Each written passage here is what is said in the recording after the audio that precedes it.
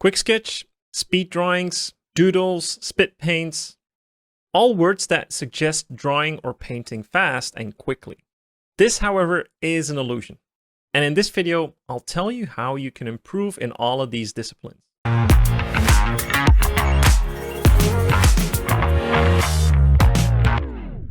Hey Artleads, welcome to the ArtWod channel, the program where we train our creative muscles on a daily basis.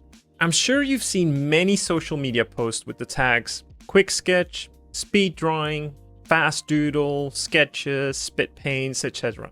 Now, what this usually implies is that the artwork in question was completed within a limited amount of time. What it does not imply, however, is the speed at which you should be drawing or painting. Yet this is often how many of you tend to replicate these disciplines. So today, I want to give you a couple of tips that will help you draw and paint faster without actually drawing or painting faster. And so what I mean by that is when we look at the time lapse of me drawing this portrait, it will give anyone the illusion of drawing at a fast pace. Of course, it's a time lapse. Yet when we put the video in real time, you can see that I'm being very methodical about every stroke I put on paper. Now, doing just this will not make you better overnight. It might not even make you better at all. Because the reason I'm able to work slowly and effectively is because I understand three things for this to work. Or at least three things I want to share with you today. One, I need to know the underlying structure of the subject I'm drawing without actually drawing it. This lies at the heart of effective speed drawings.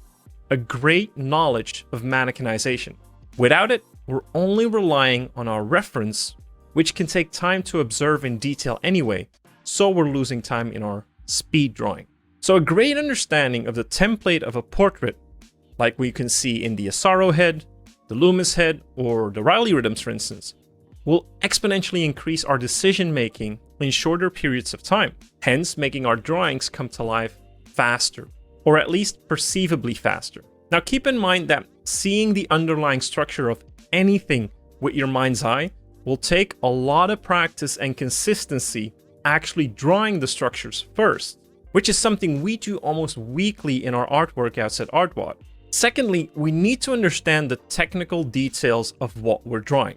And this, boys and girls, is entirely subjective to your interests. What I mean by that is, if you really want to do quicker iterations of figures, you will need great technical understanding of the figure, aka anatomy.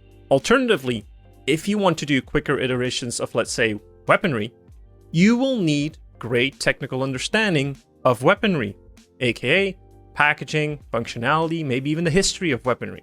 So it's no accident that this is often the second assignment in our art workouts, gaining technical knowledge of a certain subject to gain efficiency in drawing or painting. And comparing that knowledge to how other artists interpret it is important as well. Now lastly, which will often be taught first, somewhat carelessly, is design. And you might think, what does design have to do with quick sketch? Well, it actually has a lot to do with quick sketch. Principles like gesture, shape design, and line weight can have a major impact on the appeal of your quick sketches and doodles.